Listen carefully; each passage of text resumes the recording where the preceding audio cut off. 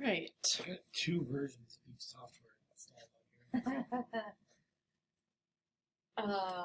Photoshop 2007, 21. So the 3 dots next to that, you can uninstall the old one. Yeah. Sometimes it doesn't overwrite it and dump the last one. It keeps all your versions there, but yeah, that can be confusing at best.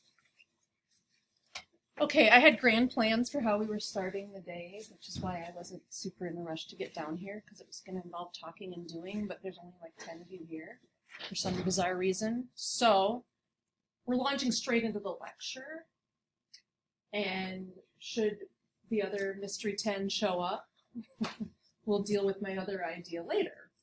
So, I don't know. I've only heard from one person. Last week was the open lab with your magazine cover due, and you guys had to do the Lazy Bear the week before that. Is there anything else that was going on that I'm missing? Say no. Okay.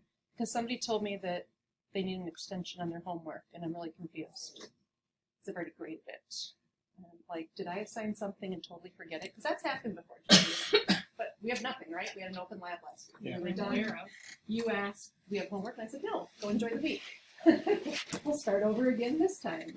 So that's what we're going to do. A couple of the Lazy Bears, they were quite funny. I don't know. There's a bunch on my screen here. I don't know if you can see these little, but let me try to find one that cracked. They had a lot of them absolutely cracked me up, but this one's pretty cute because it has a dog. Oh, can you guys see that now up there? But how about this is Ong's. Okay. Now, for the sake of realism, there's some issues here, right? You'd expect maybe a little bit more shadow in here or some things like that, but he did a good job of masking out the horse in front of the bear, so that the horse would again come through. You can see down here in the mask. So they were fun to look at. So I hope you had fun with that assignment. At least if you have to do masking, it's kind of fun to do it in a unique way. Your magazine covers we'll get to in a bit, but until then, I'll share my screen with you, and we are going to backtrack in our book to chapter 8. We've kind of jumped ahead, and we did compositing chapter 9 last week. Chapter 8 is on the vector capabilities of Photoshop, and I believe every single one of you is in Illustrator as well. No, you're not. Oh, shoot. Okay, the pen tool. How much do we like the pen tool, everyone? Oddly enough, it works a little bit differently. It's not, the demo I'm going to show you in here, you're going to say, well, that's a heck of a lot easier than it was in Illustrator. It's the same tool, but it behaves a smidge differently, and we do a better job with it in Illustrator, let's just say that. But nonetheless, we can do vector work in Photoshop, which perhaps you didn't know. So let's do a file open and navigate to chapter 8 in your Photoshop book files. And the one that we're going to start with is the practice start file.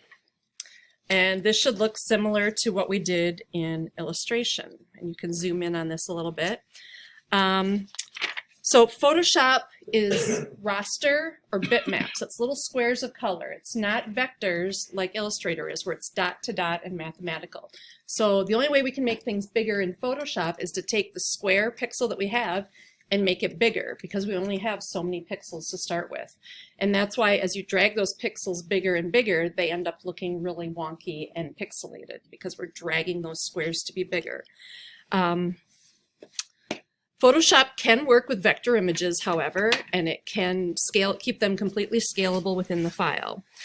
So we're going to be talking about paths and the pen tool, just like we did in Illustrator. Paths can be open, so like line A to B, or that curve or swishy shwoo, those are all open paths. They have a start and an end. Or they can be closed paths, where over here we did the dot to dot all the way around and we closed down the path.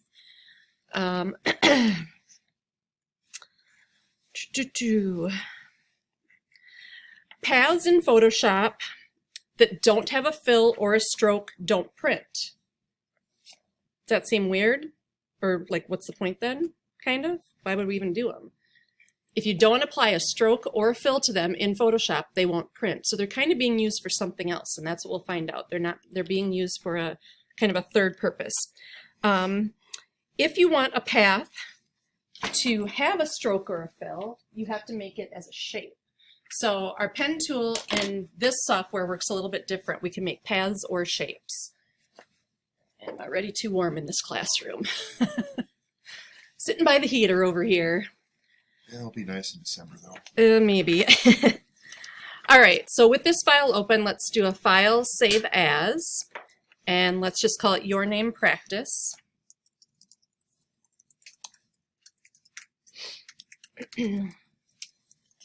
And as you guys know from Illustrator, paths can have corner points where when we click on that corner, it's a hard angle, like a 90-degree turn coming in and out of it. Or they can have soft anchor points where we have directional handles and then we can use it to bend the path coming into that point and going out of that point. All right, so let's grab our pen tool in Photoshop. Yes. Oh, I sure am. I had it all ready and then forgot. Show. Okay, did it work? Okay, good. So the first thing we're going to do is grab the pen tool and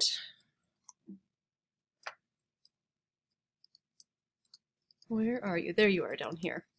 So this is the pen tool. Letter P is the shortcut to get to it, and you can see that there's some tools hidden underneath it. So we have pen, freeform pen, curvature pen, add anchor point, delete anchor point, and convert point. So these bottom down here are especially familiar. The normal pen tool, and then add an anchor point, delete an anchor point, and then convert from a hard edge to a soft edge is that tool. So there's also keyboard shortcuts that we can hold down that switch us into those without having to pick the tool. So make sure you're in the regular pen tool, and then we have to go up and look at our option bar. So again, this is different than Illustrator. In Illustrator, we'd have more things in the properties panel. We need to look at our option bar up here, and right next to the pen icon where you can save some of your tools, we have a drop down and it says shape, path, or pixels. Those are the three options. Right now it's defaulting to make a path. If you wanted to ultimately add a stroke and a fill to this, you'd have to choose to make it as a shape. So that's a little bit different. We're going to choose shape right away. And because of that, we can do a few other things. We can choose a green color from our fill. Doesn't really matter what color of green you pick. And we can tell it to be a 4-point stroke. Also looking at these other options, auto add delete, there's a little check mark right there. We want to make sure that that is selected so that it's turned on. And then right to the left of it, there's a little gear icon, and we're going to click on that. And do you see the rubber band option right here? If it's turned on, you know how in Illustrator when we draw, it gives us a preview of it, that rubber banding, which is actually quite nice. We're actually going to turn it off right now. This is also how it used to behave in the old days, so maybe give you an appreciation for it. So turn off the rubber banding option right now. And then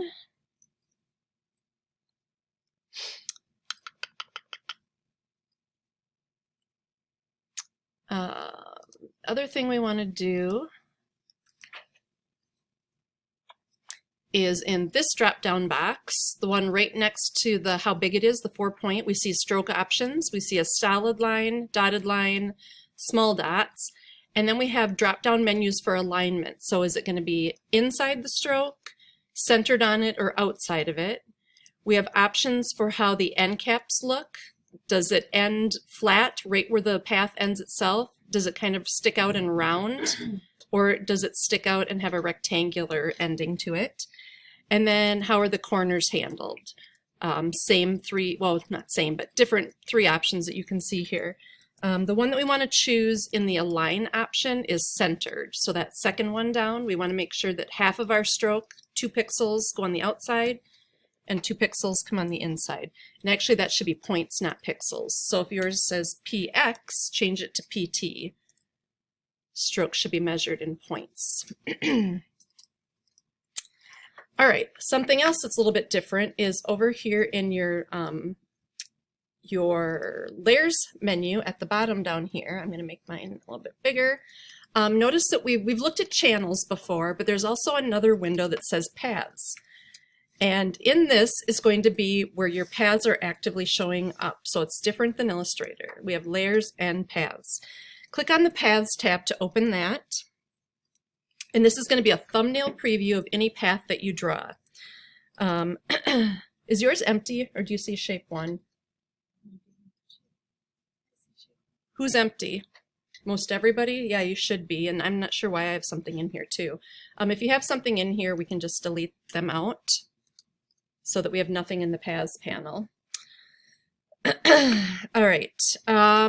If you need to zoom in on your view here so that you can work on this document, please do that. You need to be able to see these letters. And with our pen tool, we're going to click once on point A. Notice that our pen tool has the asterisk next to it, and that means that we're ready to start. So click once, and now as we, also by the way, when you're hovering over it, do you see the minus sign? And when we move away, we lose that. So when we're hovering over an anchor point, we do see a change in the option. Click to point B, and you just drew a straight line. Click Command Z to undo. Oh, of course, it's not going to work.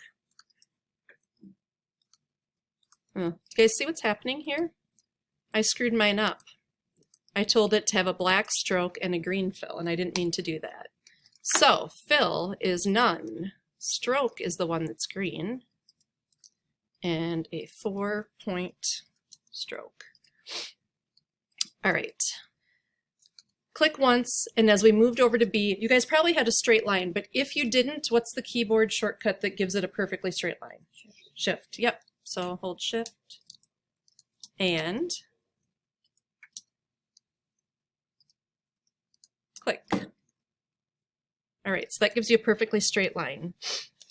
Curves. This is a little bit different. In Illustrator, we learned that knowing that this was going to be a curve, the very first thing we did was we clicked and dragged up to make our first directional handle to remind us that this was turning. Because of that, how many anchor points did we have in Illustrator when we made this shape? You guys remember? 2. We had one right here, and we had one over here. You can see in this demo, we have 4 anchor points, but I'm going to humor me and you, and we're just going to do it the way the book says. So click once to click on, whoops, I forgot to click away from that. Sorry about that. When you're done drawing up here, hit Escape or Return on your keyboard to get you out of that. Otherwise, you just keep drawing with it like you could see I was starting to do. Now take your cursor back to point A, and you do see the asterisk there, meaning you're ready to start. And we're not going to set a directional handle. We're just going to click once. And then we're going to go up to point B, and we're going to click and drag. Don't let go of your mouse. Click and drag out to the blue dot that it shows us. And notice how that's bending our line. So it's keeping it solid at point A, which really isn't a problem, but it's bending it up here at point B. Then go to point C and click and drag out to the blue dot. And then go to point D and click once, and then hit Escape to stop drawing. So, like I said, that's a little bit different because we didn't set the directional handle the first time than in Illustrator. It works fine, but we have 4 anchor points, whereas in Illustrator, we know how to do that with 2. So it's up to you. You can see on this next squiggle down below, we were able to do that with how many points? You guys remember? 3 or 4. 3, yeah. Point A, D, and G were pretty much it in Illustrator when we learned how to set the directional handle first. All right, let's just humor ourselves here. Start at A, go to B, drag out to the blue dot. So we're doing the first corner. We got to start right away. Go to C, drag out just a little bit. Go to D, drag down a little. E, drag over. F, drag over, and G. So in Photoshop, if you never had Illustrator before and you didn't know any better, I'm fine with this. If you focus all your work in Photoshop and you've never touched Illustrator, this works just fine. If you guys use Illustrator, which you do or you will in graphic design, you know there's a an easier way of making it with less points. And because of that, your file is cleaner, easier to manage. Doesn't look, when I click on the outline view, I don't see 1,700 dots. I see 3 dots, 3 anchor points. But at any rate, it actually works. So we're just going to leave it at that. All right, drawing a more complex shape. We're going to go over to this shape here on the right. Click on point. Oops, I didn't escape out of there. Make sure you've escaped out of your last drawing, and you'll know that you have because your cursor will again have the asterisk saying that you're ready to start. And we're going to click on point A. Go to B. This is pretty easy so far, right? C, D, E. F is a curve, so we can't just click. We have to click and drag our directional handle out to that blue dot. G also needs to curve, so we're going to click and drag out to the blue dot. And then at point H, it's still going to have a bend, so we need to create a corner point here so it can come out the other side at a hard corner. So to do that all in one swoop, we're going to hold down Option when we click at point H, and then we can go up and finish at point A. So switching from whatever corner point type you're in to the opposite, so from a smooth to a corner, hold Option when you click. That made the pen tool seem not so horrible, right? You guys want to come down and try this A to G the way that we learned to do it though? Remember how we do that? In Illustrator, we would click and drag up to start our first directional handle. Then we would go over, notice we don't have our rubber banding turned on, so we don't see our preview. This is how this tool worked for 100 years before they put that in, and it was actually quite scary because now as we click over here, that's when we finally see the preview of where it's going. And then remember we would hold, well actually in this case we're not breaking our handle. I was thinking we were going back up. We're not. We don't need to break that handle. And then from there we could come over to the right and go up. So there's that same shape using only 3 anchor points because we know how to set those curve points from our work in Illustrator. You don't have to, but you can. All right, any questions so far? Okay, good. All right, let's close down this practice file. We don't need that anymore. And we're going to open the other file in Chapter 8 that is called 08 Start. And we're going to name this one, do a file save as, and call it your name and then coffee.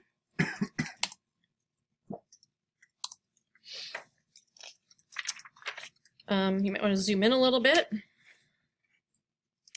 And let's go back and look at the layer panel to see what we have going on here right now.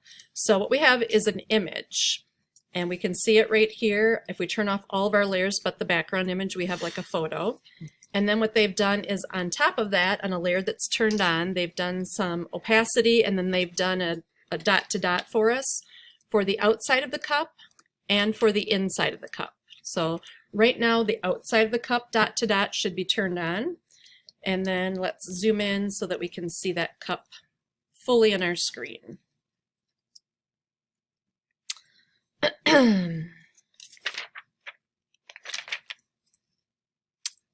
All right, with your pen tool selected, we're going to find point A, and we should see that asterisk again. And we're going to click on point A. And if you notice your layer panel, instantly that we've done that, we have a new layer added over here called Shape 1, because it knows that we're drawing a shape. Also, it knows that because up here in our option bar, we've told it it's going to be a shape. Go to point B, click and drag, don't let go, drag out to that red dot to make that first curve. Then go to C, click and drag out to get a little bit of a bend coming out of the far side for our next curve. Click on D, pull down to the red. Then simply click on E to get a straight line. Go over to F, click and drag out. Go over to G, Click and drag out to that red dot.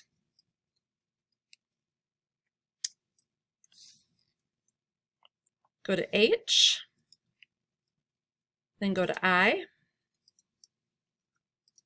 go up to J and click and drag, K, obviously keep going on this, L, click on M, click on N, and click on A. Now you have a closed path. Not entirely perfect, but it's pretty good. If you want to fix it up, the direct selection tool will allow you to do that. It'll allow you to pick those pieces that didn't quite work and then go ahead and move them around. So further down on your toolbar, you have a path selection tool and a direct selection tool. If you switch to the direct selection tool, you could manipulate these corner points that you made that you weren't quite happy with to fix them up a little bit. So the direct selection tool selects single anchor points, whereas the selection tool selects the whole path as a whole unit. So if you need to fix it up a little bit, go ahead and do that. And then either hit return or escape to get out of that drawing mode. And we're going to save our work so far. So just do a file save or Command S. Everybody doing okay with their dot to dot? Okay. Okay, so far we've drawn a path that outlines the exterior of the cup, but now we want the inside of the handle. So this part, we want to make a shape or a path in here that excludes this part, the background, from it, so that we have an actual shape of a cup.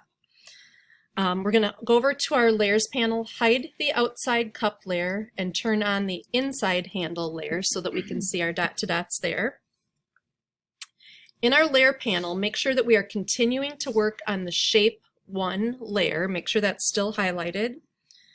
And then we also need to do something else. We need to go to the path panel, and we need to intentionally select this path, shape 1, shape path.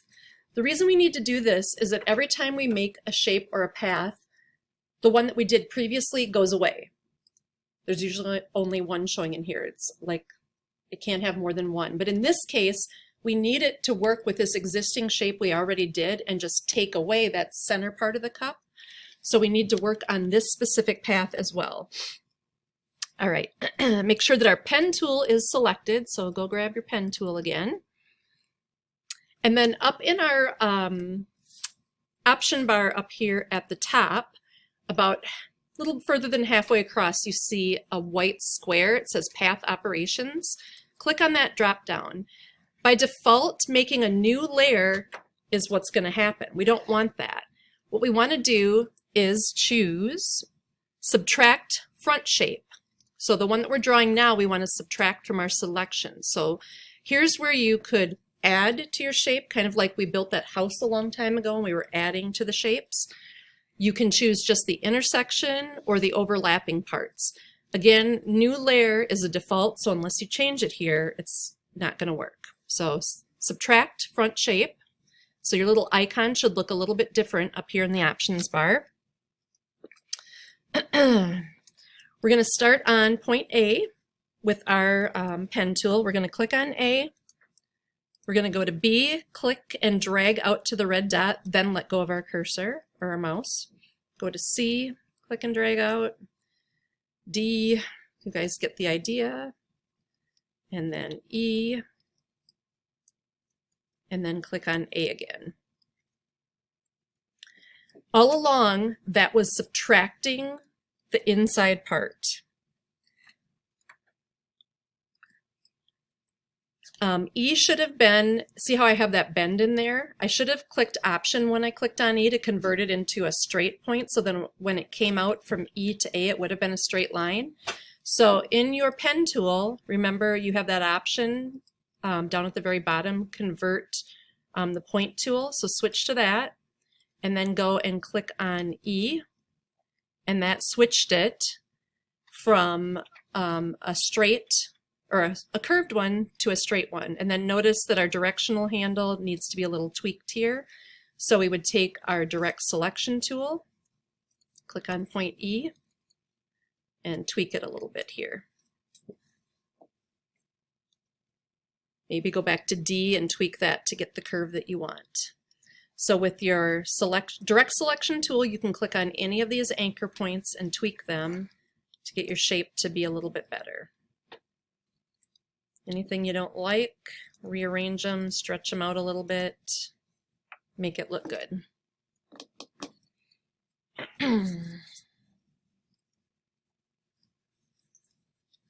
All right, the next thing we're going to do is that we're going to save this path for use later. So over in our paths panel, we can see we have like an outline. It's kind of like masking. We can see the outline of our little cup, and if you look real closely at your thumbnail, you can see that the center part, like where you would hold on the handle of the mug, is knocked out. There's a hole in there. In the paths panel, we're going to double click on this name to rename it and give it a better name. So double click on the name in the paths panel, and we get a save path option, and we get a chance to name it. We're going to name this cup outline. And say OK. So over in our paths panel, we should have one called cup outline, and then the one below it is still there for whatever reason. Yep.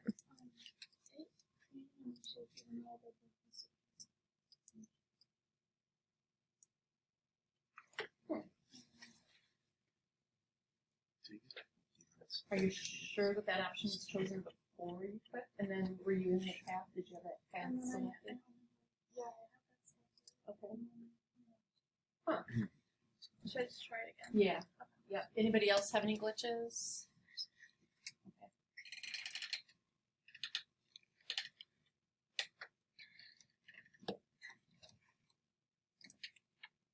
Okay. Over in your paths panel, click somewhere down in the dark gray empty point to deselect both of them. Whichever one is highlighted is currently selected. We don't want that. So click down in the dark gray to deselect both of them. We don't need that shape one, shape path goofy thing called. So we can select it and delete it by either clicking on the trash can in the bottom right or dragging down to it. And it warns us, do you want to delete the one called shape one, shape path? And we just say yes. So cup outline is the only one that we have in here. Yep,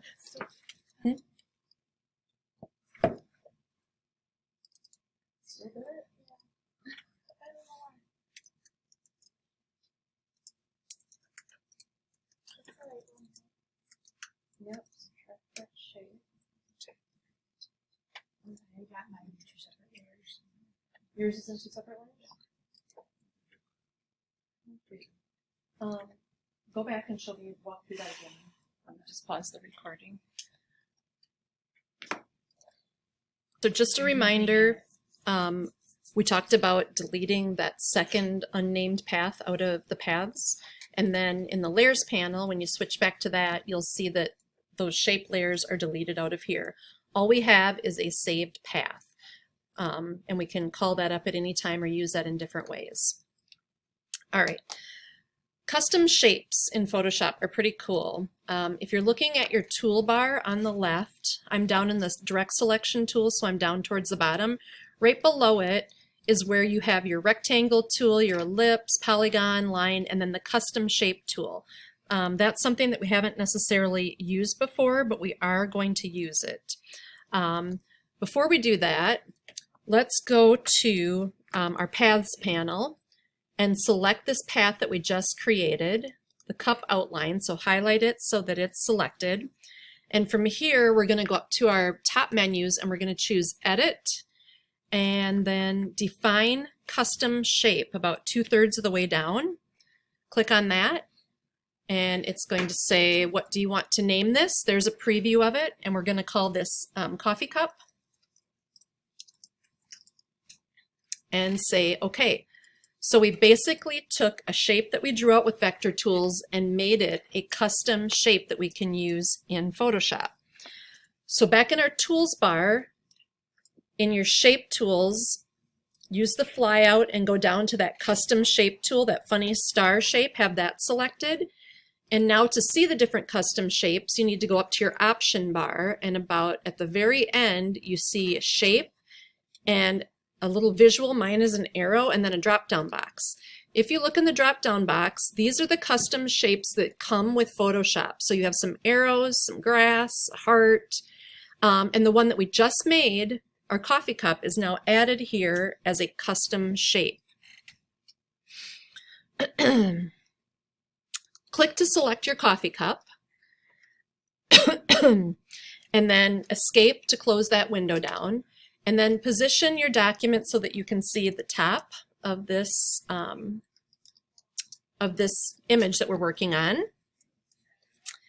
And with your custom shape tool selected and the coffee cup as the option that we've selected, we're going to position our cursor up in this top left area, and we're going to hold down Shift, and we're going to drag out, and it's going to make a shape however big we want it to. And if your tool tips are on, we want it to be about an inch tall, 2 inches tall.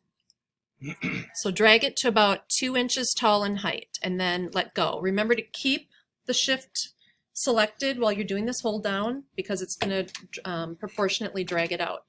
So because this is a vector, we can make it any size we want by clicking and dragging when we insert it.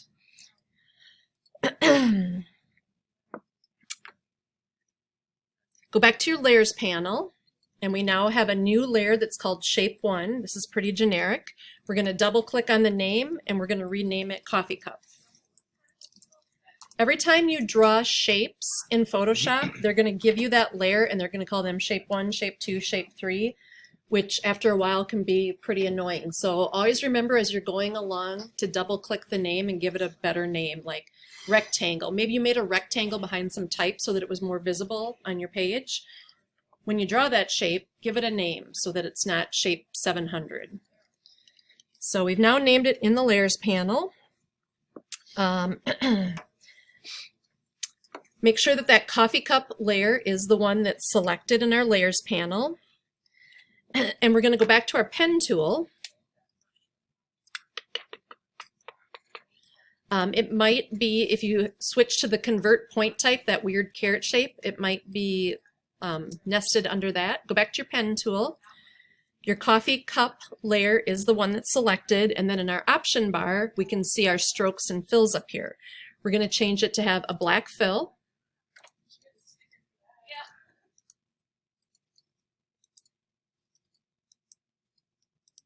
What is going on today?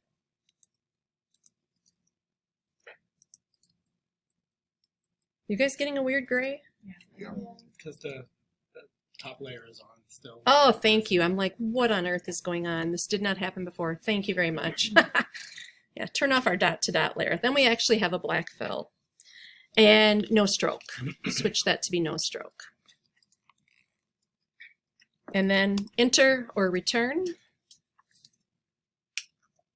And hit it a second time. The first time might have just, whoops, closed that floating menu. The second time actually deselects your coffee cup. So we don't have the, oh, for crying out loud. There we go. All right.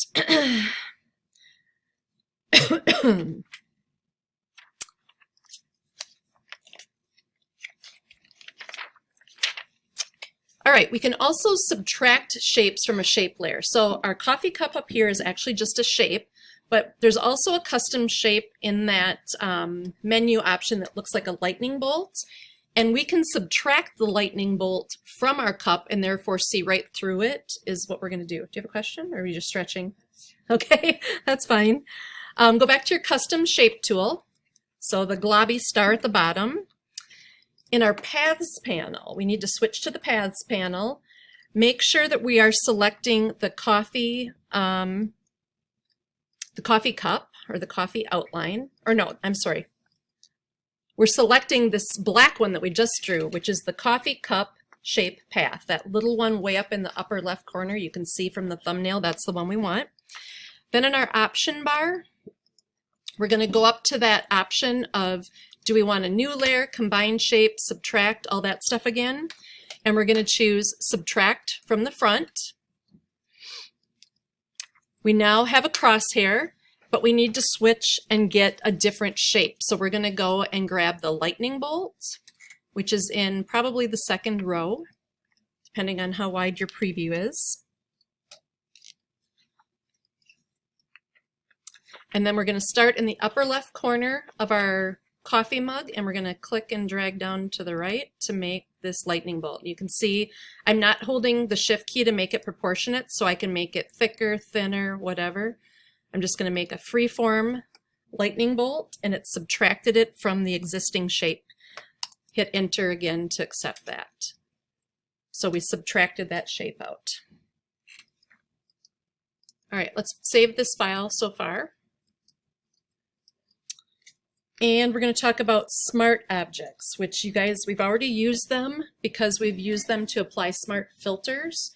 So the cool thing about a smart object is that it always remembers where it came from in its original state. So it's non-destructive when you're doing things to it. The other cool thing is if we import,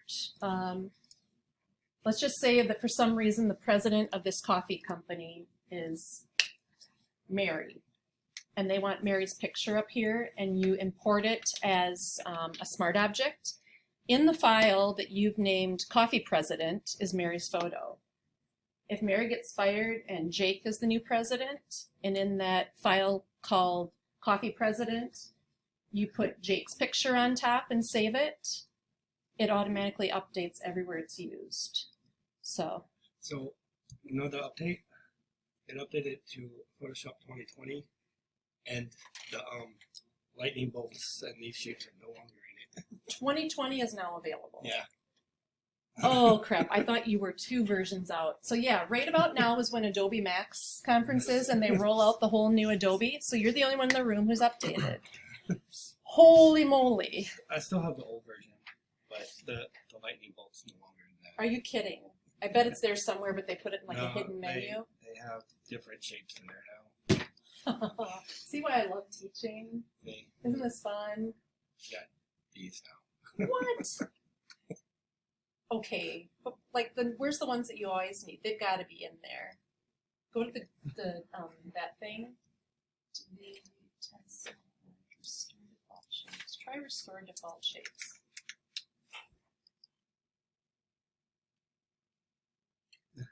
Just have to go back.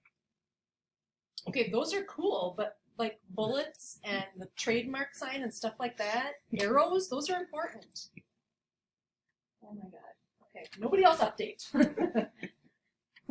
We'll all update in a week or 2 and have the same heartache then.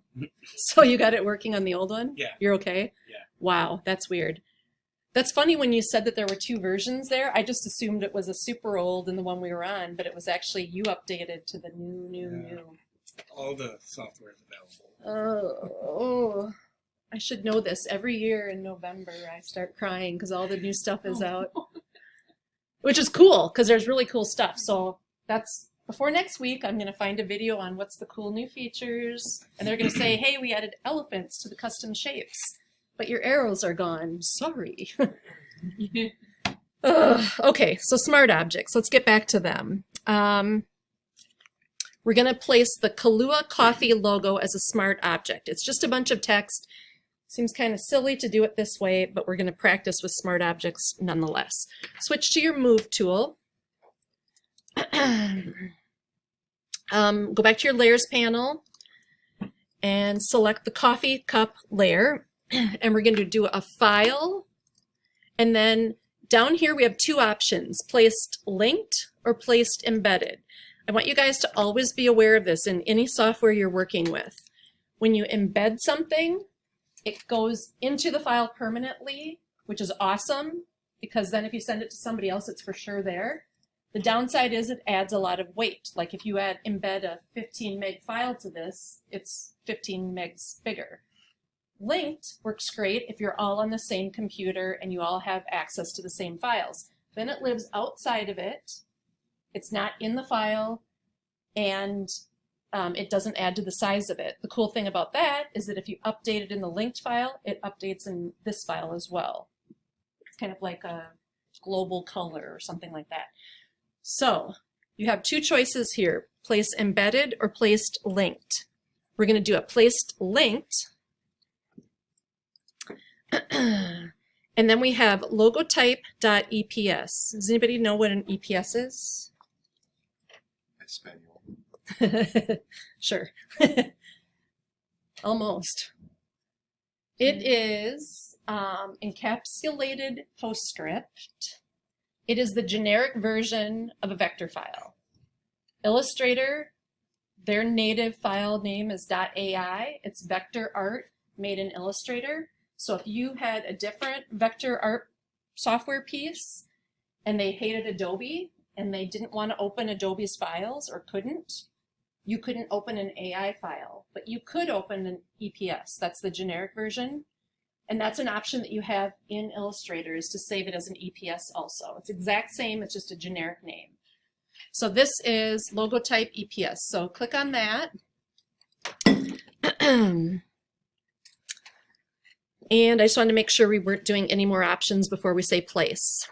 When you do that, it's placed in the middle of your screen.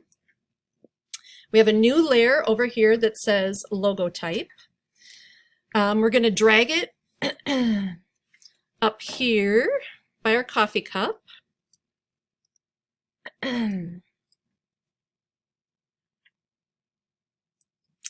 And we're going to hold Shift and we're going to transform it into a larger size so it's about, or no, we don't hold Shift anymore. See? Shift always kept it proportional. Now the default behavior is to keep it proportional, and if you hit Shift, it lets you be wonky. Drag it out so that it is the size of, the K is about the size of the cup that we made, so about 2 inches tall. And position it up here. And then we need to confirm this. So we either need to hit return on our keyboard or the check mark up in the top. And now when we do that, we look over here at our layers panel and we see Logotype. We see that it's a linked smart object. So it's got that little linky sign showing there in our layers panel. All right, with our Logotype layer selected, we're going to add some color and detail to this. We're going to go down to the Add Layer Style, or the FX button at the bottom of our Layers panel. And we're going to choose Color Overlay. And we're going to choose a color, a dark red or a burgundy. I am on a crazy blending mode.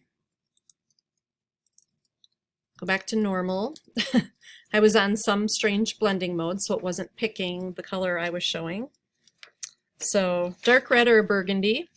And then we're also going to give it a bevel and emboss. So come over on the left-hand side here, click on bevel and emboss to not only activate it, put a check mark by it, but also give you all of your options and styles. And you can play around with this to get a bevel and emboss look that you like. The inner and outer bevels, play around with that.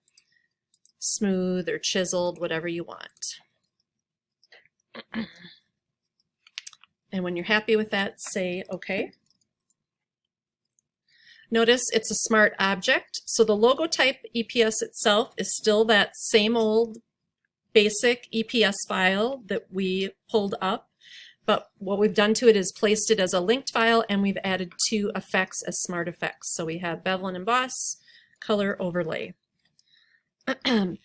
If we want to apply these exact same things of color and bevel to the coffee cup right here, do you guys know, like in Illustrator, we use the eyedropper just to sample the effects. Doesn't quite work that way in Photoshop. The eyedropper samples color picks. But what you can do is in your layer panel to the right of Logotype where you see the FX sign, we can hold down the Option and we can click and drag that FX button down to the coffee cup and let go. And that adds those exact same effects to that next layer. You could also right-click on the effects, and where it says Copy Layer Style, you could do that, and then you could go to another layer, right-click, and say Paste Layer Style. It's the same process. Dragging, Alt-dragging, or Option-dragging the FX is a super fast way of going about it. All right. If we were to be done with this file before we would hand it on, we would just clean up this file a little bit. If we didn't want to send this path along with it, we could delete it out of here. There's really no need to do that. But from here, we could do a file save, and we could be done with that first part of this chapter. There are 2 parts that are called extra credit in our book that are actually important that we want to look at. So we're going to work through those as well. Creative Cloud libraries. How many of you are putting things in your full documents in your Creative Cloud? I hope everybody, right? That's safe backup. Have any of you saved assets to the Creative Cloud? Good. Just a color, a logo, anything. So you're working with a client, and let's say it's LTC, they have a logo. That's an asset that you're going to want to use a lot when you work with LTC stuff. You're always going to be pulling that logo, right? So why not have it in a library in your Creative Cloud? They have very specific blue and green colors, Pantone colors that are assigned that we have to use here. So whatever those 2 logo Pantone colors are, we could also save those in our library. That way, it's always there. If anybody else, if a new person comes on, we can share the library with them. They have all those assets as well. So let's close this file that we've worked on so far, and then do a file, open, and we're going to open the 08 end file, which is going to look just like that. But it's a little cleaned up. They don't have the path showing anymore, and then the layers look similar to what we just did. The logo type and the coffee cup. And then if you don't see your library showing over here on the right hand side, we need to open it up by saying window and then come down to libraries. And this is going to sync with your Creative Cloud, which presumably, well, we're all logged into it, otherwise you couldn't even be here. If you get this little pop-up window, we'll just cancel out of that for now. So this is the library, and stock templates are showing. I've already done Kahlua Coffee when I practiced through this to make sure it worked, and then I have my library. So switch over there to my library. And then up in the upper right corner of the library panel, you have the 3 lines. That's the More menu. Click on that, and you have an option to create a new library or create a new library from the document. We're going to choose that top option, Create New Library. It says, okay, what do you want to call this one? And we're going to call this Kahlua Coffee.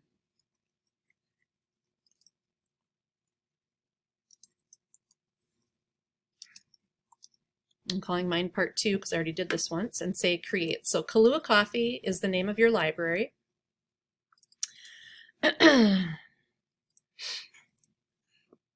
Then we're going to go back to our layers panel down here. I'm going to move my library panel out of my way a little bit here. Go back to your layers panel. Our background layer, if we wanted that to be in our assets in our library, right now it's a locked layer. It's a background layer. We can't move it or do anything with it.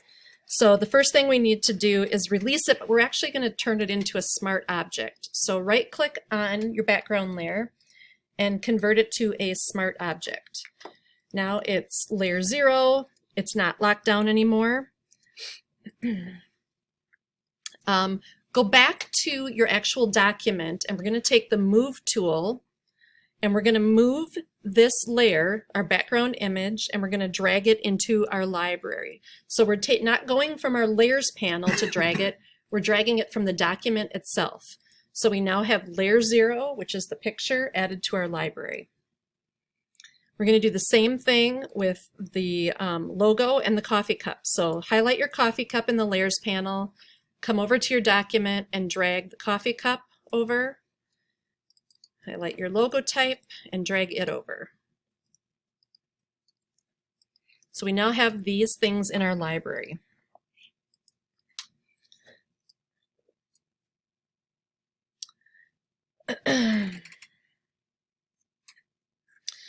Okay, because each of these items now is a linked smart object. Our background image is a smart object, and these other two were from the get-go. They're all smart objects. If we do any editing to them in our library, they're going to update in the document as well. So if we change the color in the library, it would update in this document. To edit a library item, double-click in it, and you can change from there. Let's add some colors to our library. Yeah. I try and drag the logo type in. Mhm. It says it's already linked to my library, so I can't actually add it to it. Did When I'm you? trying to make a new one, it did this thing. Okay, you already have color swatches in there too? But when I So I'm wondering, those of you, Noel, I see you have it the same way. You already have color swatches in there.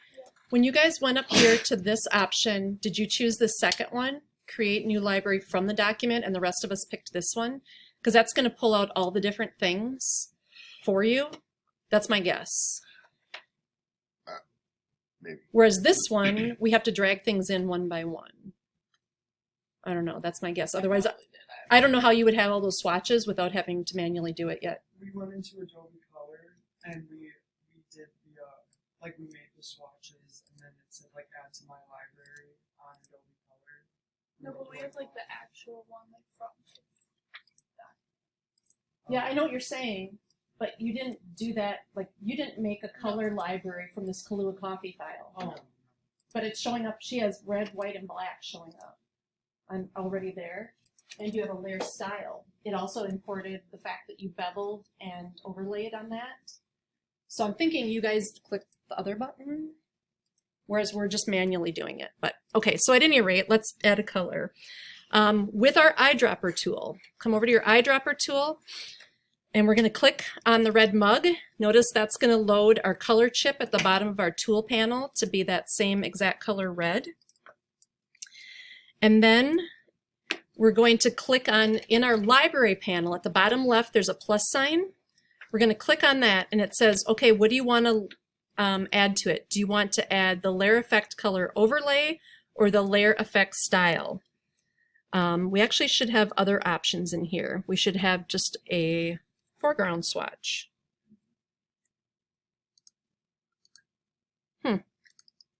That's strange. Click on the layer effect color style and you see that that color shows up and it has its hex code, is how it's named here in this. Let's sample the sky. So with your eyedropper, click to sample the sky. Come over to this plus sign. Now we have a few other options. We have the foreground color, which is the light blue. Click on that, and that's going to add the foreground color.